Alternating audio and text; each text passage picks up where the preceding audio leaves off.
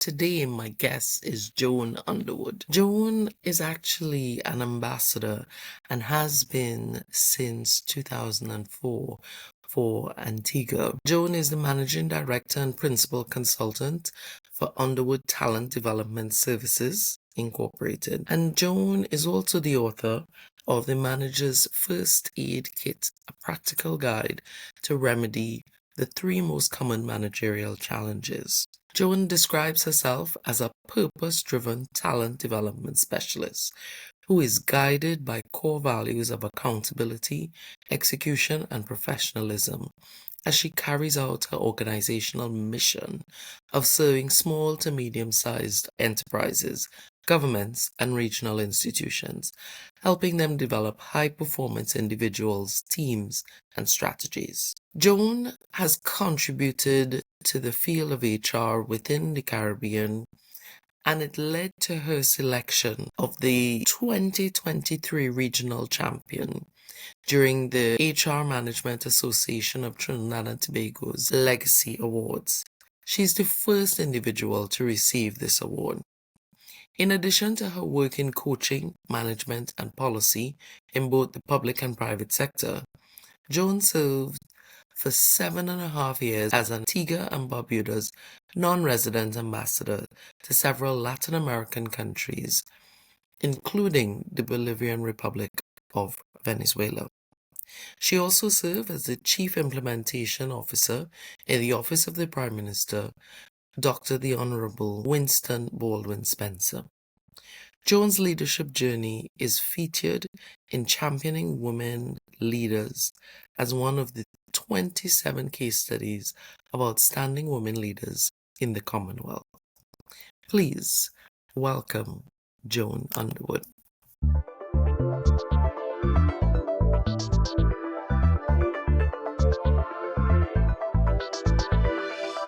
Hello and welcome to Rooted in the Caribbean, our Women in Leadership series. And today my guest is Joan Underwood.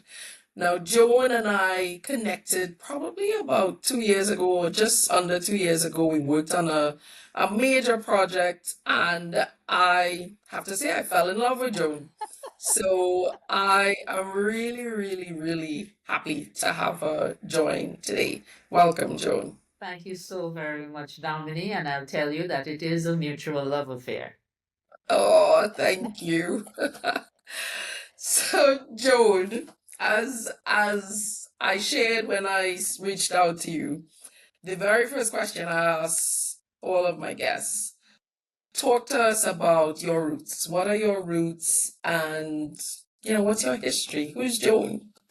Well, Joan is a Caribbean woman by origin and by orientation, Ooh, and I claim this entire Caribbean. oh, wow. In tracing back our bloodline, the Mhm. matriarch of our family was my maternal grandmother, and her name was Jane Elizabeth Jacobs. Oh, wow. Janie is what she was called.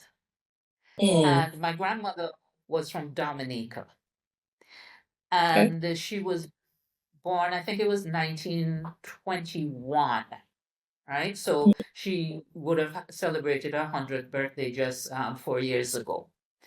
And my grandmother didn't have a lot of formal education.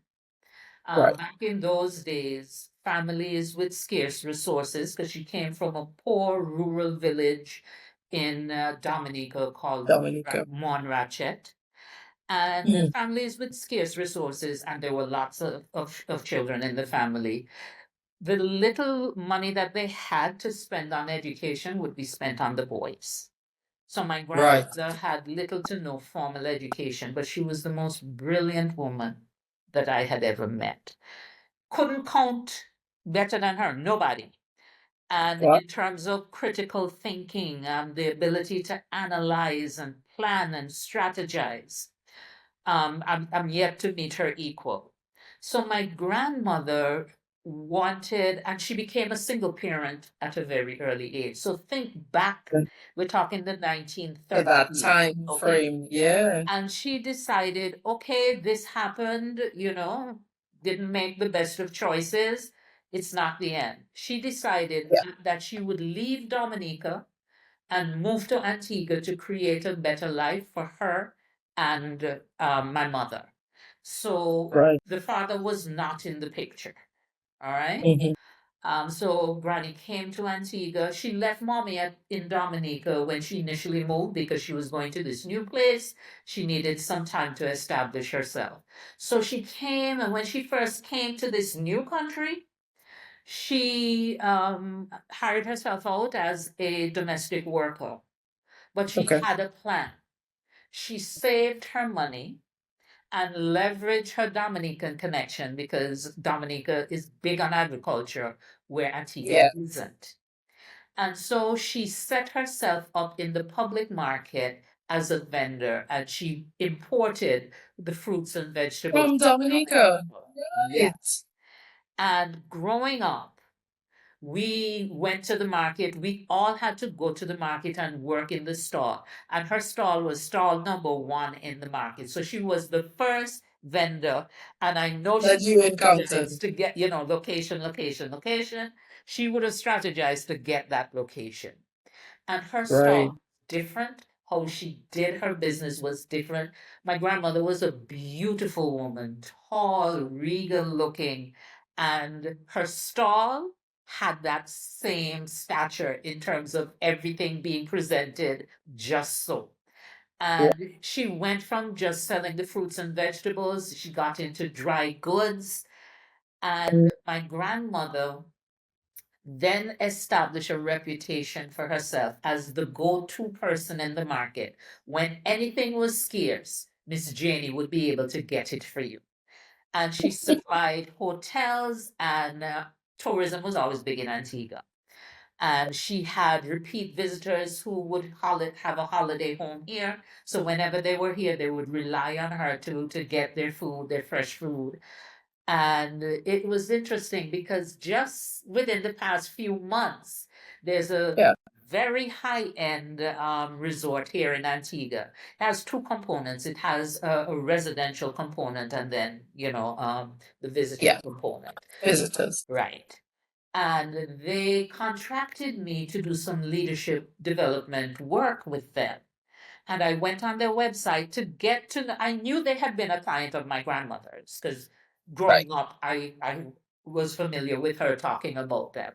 But when I went on their website, there I saw a picture of my grandmother that I'd never seen with her in her stall. And the caption below it, they referred to her as an institution and said, whether Oh, it's eggs or whatever you need, she can find it for you. Right? wow. I have to share that photo so I can put that photo up. You Right. know, I was listening to you and I was thinking your grandmother was Amazon before there was Amazon. Yes, yes, absolutely. And so I used the picture because I did a workbook for the training program that I did. And my focal point, he called me up and he was like, I'm curious about the picture that you selected. And I said, I got the picture from your website.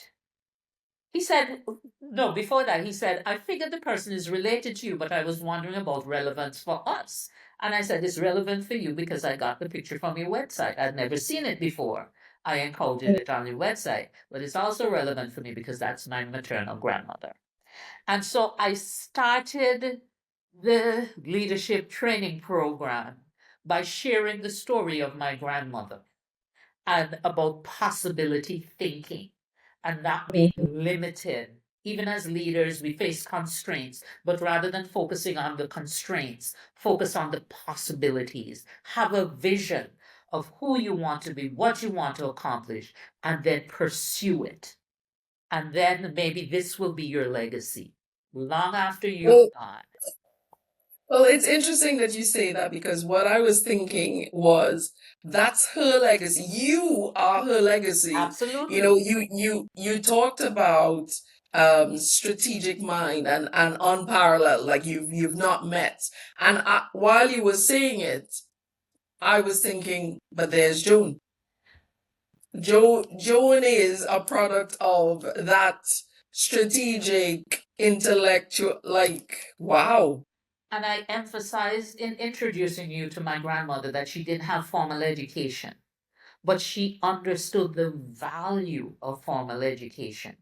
So my Mm-hmm. mother went on to have 5 children. And my Yeah, grandmother was very, very present in our upbringing. She co parented us and she right. emphasized the importance of education. So, money wasn't always plentiful, but we went to Mm, private schools, the best private school. okay. Okay, so we all had a Catholic education from beginning to, and with my mother back in those days, and this is telling you what our societies were like back then. My mother couldn't get into the Catholic school because she was an illegitimate child. Yeah, she wasn't. Right. But Granny sent her to private school nonetheless. She made the sacrifices so my mother got the best education possible. Then when yeah, we came along, she ensured that we got the best education, even when it meant that as well. she and not our parents sometimes would be the one paying our school fees. But in Mm, addition to emphasizing the importance of having a good education, going to the best schools, she ensured that we retained humility and that yeah, we understood there was the benefit of and that there was no shame in honest hard work. So I work. told you she had her stall in the market. We had to Hmm. go and work in the market. My granny had a schedule for which of the grandchildren would help on which day. And we Wow. learned how to bag dry goods, how to weigh out flour and sugar. And I mean, and listen, if you ever place something on her shelf with the label upside down or not facing the front, oh, you would hear about it. She would say, I'm not spending this kind of money on your education for you to act like somebody who can't read, right? She'd remind you. And handling money. So, in making up her deposits to go to the bank, we had to arrange the money just so all the heads together and, Yes. package them. And if you made a mistake in preparing her deposit, she would know because she was going to come behind you and check. My And she was grandmother, already counting it up as the day went on. I tell you, and I remember, I don't know which one of my siblings gave her an adding machine, but whichever one it was probably the brother before me because he's like that. Efficiency was always his thing. He didn't believe in working hard, but working smart. And so he would have gotten this adding machine so that we didn't have, because we used to have to add things up, writing on, brown paper. So she had her pencil and Yes. with the brown paper where you would add stuff up. And so my brother, like I said, I believe it would have been Jerome, would have bought this. Granny would use the adding machine and then check it. You understand what I'm saying to you? Right. She would then add it manually to make sure the adding machine had done it right. I done it right. Yeah, because I mean it could be wrong. There you go. So that was my grandmother. So my mother was born in Dominica but grew up in Antigua. So my grandmother sent for her when she was 6 years old. Right. My father is from Montserrat.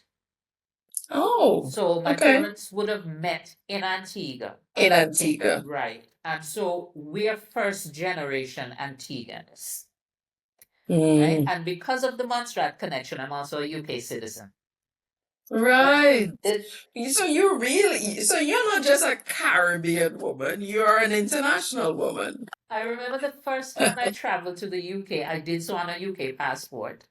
And I Yeah. remember the immigration officer saying, "Welcome home, Miss Underwood." And I saw the irony of it. So I've claimed Dominica, Montserrat, Antigua. I currently live in Barbados. I'm married to a Yes. Barbadian, but we Oh got married wow. in St. Lucia. And that was deliberate because we met, What? because St. Lucia is in between Antigua and But Barbados. that's where I was trying to figure out the connection. So you met there. No, we didn't meet there. We decided to No? get married there because it was neutral territory and we both love St. Got Lucia, you. Yeah. So right? wherever family was coming from, they So we would had a get to the destination central wedding in hub. St. Lucia. Yeah. Wow. And and I worked through up and down the region, right? So Yeah. I dearly love the Caribbean. I love our rich history, even with all the trauma that's incorporated into it, because it speaks to a Mm-hmm. resilience that I Mm-hmm. would like to think I embody. And Yeah. so, yes, I fully embrace my Wow. Caribbean identity. So I was gonna ask you, how do you think your roots translate into how you show up as a woman in leadership? I think I have had a glimpse of that, but what are your thoughts? Yeah. And so again, it comes back to my grandmother, because still to this day, and my grandmother has been dead for over 30 years. She's still the most influential individual in my life, right? Mm, Not just as a child, but as an adult, as a professional, as a leader, right? And there's certain values that she inculcated in me, and that became a part of who I am. And there's this saying, wherever you go, there you are. So the mm, Joan that shows up as a leader is the same Joan that, operated in my grandmother's store. So yeah. humility is, I mean, if she thought, and you may be familiar with the expression, because even though we have different Caribbean nationalities, you can find the threads coming through. So Oh yeah. used to say, don't smell, you acting like you smell yourself, right? Yes, we would say that. Yes. Yeah. So don't think that you're bigger than, better You're than, too growing. or you're too Hmm. grown, right? So that humility is something that, and I mean, I've had the privilege of representing my country as a diplomat. And Hmm. in doing so, I always remember where I came from, who I came Yeah. from, and the sacrifices that were made for me to have the opportunities that I have. A Yeah. work ethic that you always put forward your best effort, and if you can't do that, then don't do it at all. That's how I show up, right? Yeah. So the work ethic, the humility, the the whole Christian principle, in terms of, and there's a song that we used to sing from since I was, a little girl. They will know we are Christians by our love, Yeah. right? Yeah. So it's not what you say that tells people who you are, it's how you show Hmm. up, Yeah. right? And so for me, it's not about the blurbs or the bios, it's about how people experience me, and You. yeah, Yeah.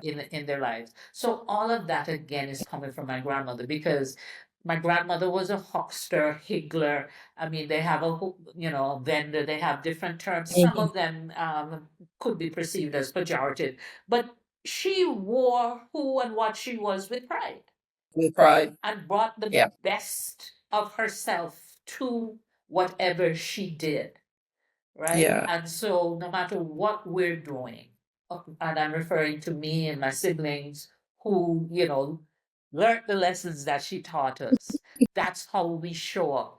And Yeah. my brother and I were talking recently, and I mean, Granny's name gets invoked in just about every conversation we ever have.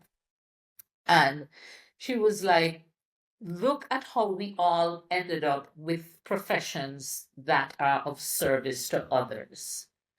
Yeah. So my brother is the president and CEO of an entity in the US that, for example, they run the Head Start program. Right. They help disadvantaged, economically and socially disadvantaged people to establish their financial and Oh, other that's nice. independence, right? So that's a life of service. My sister, who passed recently, was a teacher, so she taught from the very youngest right up to community college. She Yeah. had a concierge tutoring service, and she was also certified to work to diagnose and to work with children with learning disabilities, Disabilities. right? Okay. And so, and she was so good at what she did that children that she would have taught and helped to navigate their learning challenges became parents who brought their children to her, right? So Wow. she has generations of students that she has worked with, and who just talk about how having her and her influence help them to realize their potential. Their potential. Yeah. And like I said, my sister died recently, and we went into her classroom, to collect her personal things and so on. And it was like walking into a paradise for children, right? She had, in terms of the art that was up on the wall, the little sayings that were up on the wall, and there was one thing that says, if a child doesn't learn the way you're teaching, then maybe you should teach the way they learn. And that Wow. epitomizes her Wow. whole approach to teaching. In terms of my life and the service of it, I'm a member of the adjunct faculty at the Surgical Cavill School of Business and Management in Barbados, University of the West Indies, as well as the Management Institute for National Development in Jamaica. I have a boutique consulting firm where I do one-on-one coaching, group coaching, executive level coaching, leadership development coaching. I design and facilitate leadership development programming. So again, it's all about service and helping people to maximize their potential. Potential. Yeah. Yeah. And I think in listening to you and having experienced you myself, one of the things I also noticed, because I saw you interact with several women in Barbados, and I could see you even in your engagement um for the project we were working on. You used every opportunity you could to coach, to to push people to the forefront. And I saw you do that with so many women. And I just think you're I assume, a huge advocate for women and their growth and their development. Because that's what my experience of you was. How do you find the time, Joan? So one of the things I mentioned is that I wrote a book during the pandemic. So back in Mhm. 2020, when I couldn't get out, couldn't do anything, I decided, you know what? Let me use the time doing something that I've been thinking about for years. And so I wrote the book. And I'm coming to your question about time. And I remember writing the book and thinking I was done with the book. And Right. so I moved on to have some focus groups. I sent out, some advanced readers to ask them to read and give me some feedback to see if I needed to do any tweaking before I moved to publishing. And I got a lot of feedback that what was missing was a chapter on time management. So I felt very conflicted because personally, I do not believe that you can manage time. Mm. What are the functions of management? Planning, organizing, controlling. Time is already organized. We got seconds, minutes, hours, that's done. So you can't Yeah. organize time. You can't control time. Time is going to do its thing, right? So you can't control it. Rather than seeking to manage time, I think that the challenge that we have is to manage our priorities. Yeah. So when you ask me, how do I have the time? Because it's a priority for me. Therefore, I will schedule time to do the things that are important to me. Right. And helping others to maximize their potential is a priority for me. My online community, we refer to ourselves as the maximizers, right? Because Interesting. we're not perfect, and I'm a recovering perfectionist. Will always be recovering, Recovering perfectionist. right? And so I made a conscious decision to transition from trying to be a perfectionist, and perfection is God's realm. Okay, I don't have any Mm. business seeking perfection, but I can seek to maximize. Yes. And what that means is that every day I put in my best effort, and Mm. you know, some days I hit it out to the park, other days no, but then I come back tomorrow and I do my And try best. again. Exactly. Try Exactly. again. So Wow. priority is priority management over time management. And I subsequently wrote an ebook on that and developed a system for managing priorities. So you mentioned the book you wrote during the pandemic and this other book. What are the titles? So the first book, the big book, is Manager's First Aid Kit. And it's a Okay. little play on the term because my first career was in healthcare. I was Ah, actually, for many years, a cytotechnologist. So the term may not be that familiar. That's someone who studies cells mhm. microscopically to identify cancerous and precancerous lesions and other Yeah. pathologies. Then, after doing that for several years, I got frustrated with the poor management and policy making within the hospital where I work and decided, you know what, I'm going to transition to management and policy. So Management. I did a master's in health service administration and then became a hospital administrator. So the first half of my professional life was in healthcare. So it's combining the both. Right. So if you think of a first aid kit, what for you is the utility of a first aid kit? The fact that things are at your fingertips and you can access what you need there and then rather than you're hunting around trying to find. Yeah, absolutely. In terms of accessibility. So in writing the book, I wanted the content to be very accessible, understandable. So the way in which I wrote it, it's people have said to me, I can almost hear you saying this to me. I hear your voice saying this to me. So that's one. The second thing about a first aid kit, they advise that every household keep a first aid kit in the home. Yes. And that's so that you can deal with small problems before they become bigger problems, Big. right? And so the book is there to help new and even experienced managers navigate the challenges that you face as managers before they Yeah. become overwhelming because before you feel, look, I'm drowning in this. So that's Manager's First Aid Kit. That's the Interesting. first book, right? And the second one? The second one, again, because I was pushed into writing a chapter about time management, and I Mhm. named the chapter, this is the resistor in me, I named the chapter Debunking the Myth of Time Management. Okay. And so I did the pivot there. I said, okay, people have asked me to write about time management. I'm going to write about priority management. And then people were saying, oh, this, it having that shift in terms of not focusing on the time, but focusing on what's important and then Yeah. scheduling time to do what's important. So hearing people give that feedback and wanting to know more about it, I said, okay, again, with my science background, let me design a system for that. And so I Yeah. came up with a 10-point system for managing priorities and wrote that up. And then someone said, oh, a workbook would be good for this. And so that's how the ebook came about.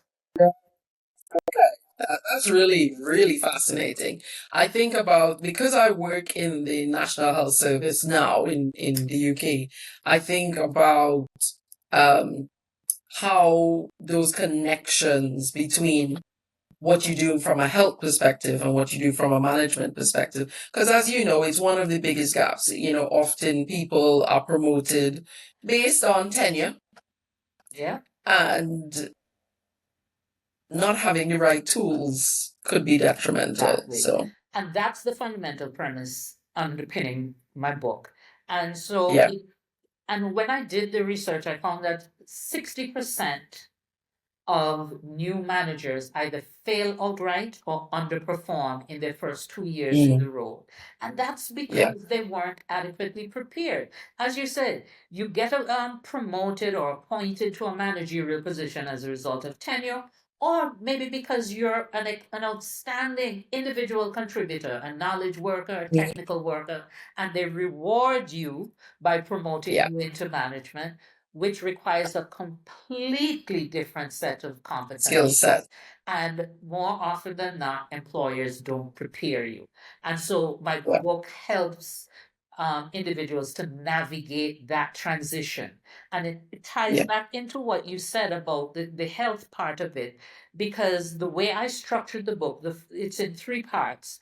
The first part, and I refer to them as the three challenges that you have to navigate. And the first one is Okay. managing self. So, Mm, how do you, as a new leader, take care of yourself and ensure that you show up in the way that you need to, not just for the best for the job, for the people you're leading, but for yourself. For yourself. Right? And so, of course, the whole self care is part of that first part of the book in terms of managing self. Then it went to managing relationships, because at the end of the day, leadership is about getting things done with and through others. So Others. relationship is very important. So there's the second segment of the book is devoted to relationships, right? And Yeah. so we talk about how do you build and sustain mutually beneficial relationships. So trust, respect, the platinum rule. So all of that is in that segment there about building and sustaining relationships. And then the third and final segment is about managing systems and processes, because you have to do that to be an effective manager and leader. Yeah. Wow. And I think what's really fascinating about what you shared, because I didn't know about your health sector background. I once worked as part of a trust where the whole pathology team was part of the workforce that I'm. So I knew that the title you were talking about, but it was it's fascinating to me the pivot that you've made. So, like, what advice would you give someone who's in that field? You know, the cyto screeners, and there are so many different roles that they have, but what that pivot that you made, what advice would you give when thinking about pivoting? All right. So for me, it comes back to having a very clear sense of purpose. And to then have that sense of purpose inform the decisions that you make. So, as I mentioned before, the way our grandmother raised us is that we knew we were going to live a life of service. And so, when I was making my initial career decision, life of service, healthcare, right? Back in those days, if you had a certain level of intelligence, you were either going to be a doctor or a lawyer, right? And I did not have any interest in being a lawyer. So I went towards the medical field. Then, as I said, I got frustrated because as a technician, we would run out of resources. I remember designing, along with the nursing staff, a public education program for pap smears, because back then, and this would have been in the late 80s, early 90s, when we saw cervical cancer, it was already advanced. Too late. Yes. Yeah. Okay. And so we knew early detection makes such a big difference, but we weren't doing pap smears. And so we designed this public education program, and we went out and the women responded. So they started coming in, and it was just wonderful. We went from having just a handful of pap smears to we're doing hundreds a month. And then next thing I'm being told, oh, we don't have the budget to buy the reagents that you need to prep the pap smears. It was like, what craziness is this? Right? So I Yeah. said, So after doing all the work to promote it, yes. And the women responding to it. And so I was like, I need to be in management and policy. And so it's continuing the service, but serving in a and different, having a purpose. right? And in the Bible, they talk about working in different parts of the vineyard. So I was like, okay, the technical part, because I was the first cytotechnologist in Antigua and Barbuda back in those days, right? Yeah. And because before that, they sent pap smears overseas to be examined. Ah. Okay, so after me, other cytotechs came on board. And so I said, okay, no, I can move to another level where it can have a bigger impact so that we can continue, now that we've educated the women and they're responding, that we have the resources to provide the service Consistently. Exactly. Exactly. So I went on, I managed a community hospital for a while, then I managed a drug rehab center. And then, sometimes you're working your plan and life happens. And I lost my job. Huh?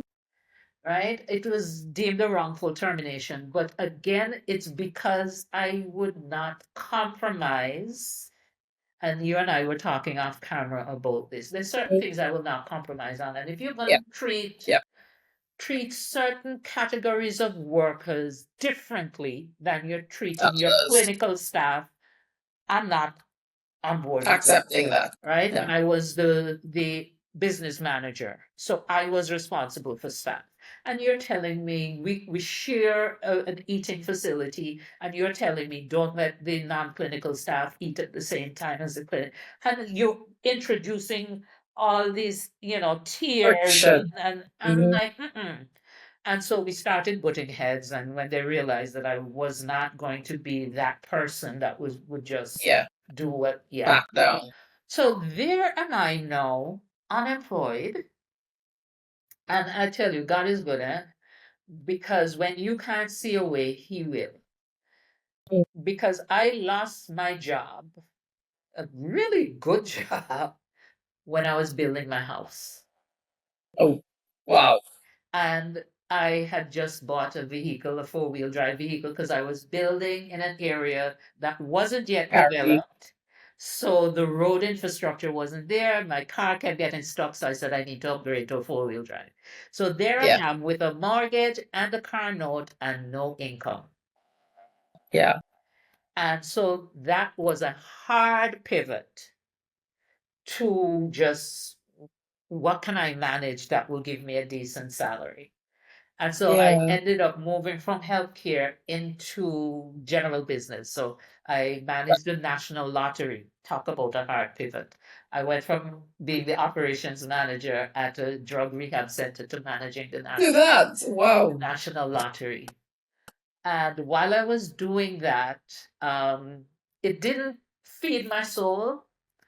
Hmm. So I got involved in community development work, advocacy work, women's advocacy work, and became visible nationally in Yeah. that regard. And I remember speaking at a consultation and getting a call afterwards from a financial conglomerate saying, we're thinking of doing a project.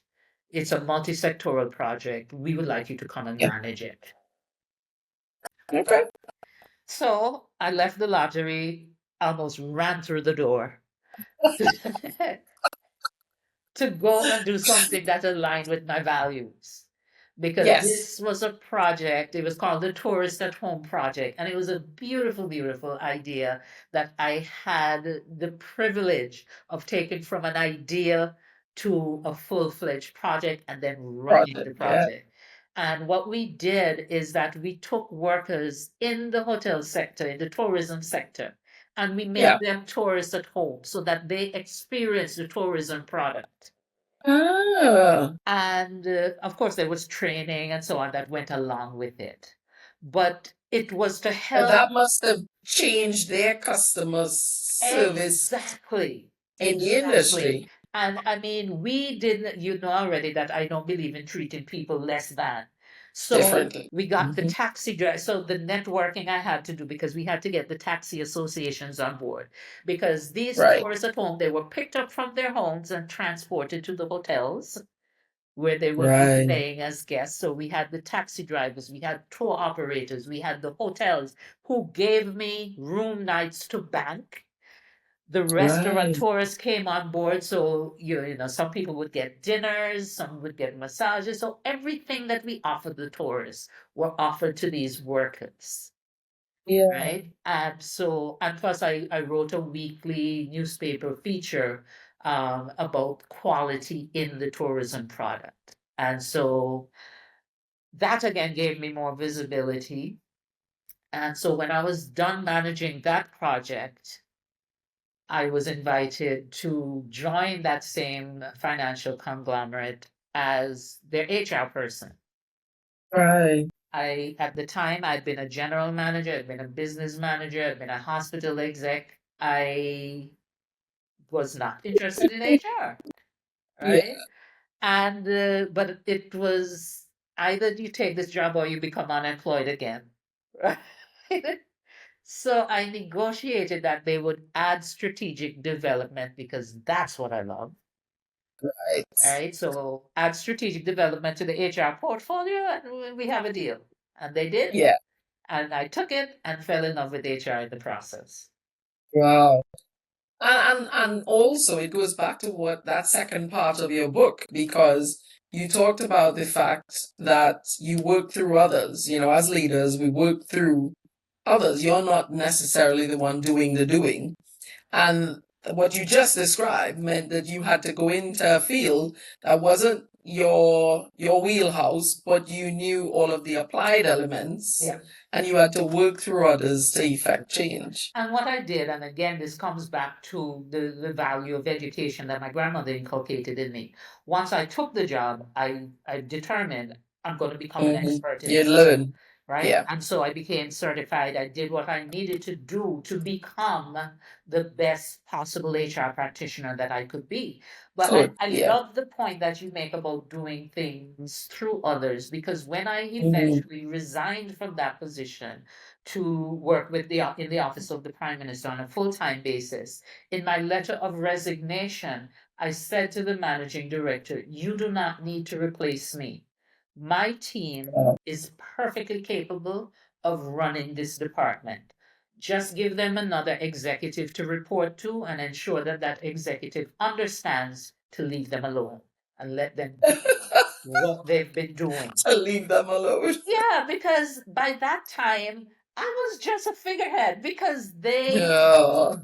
and eventually, I mean, all my ladies, they all became certified in HR because they were not HR practitioners when I brought them on board. Like Yeah. me, they became certified while in the role.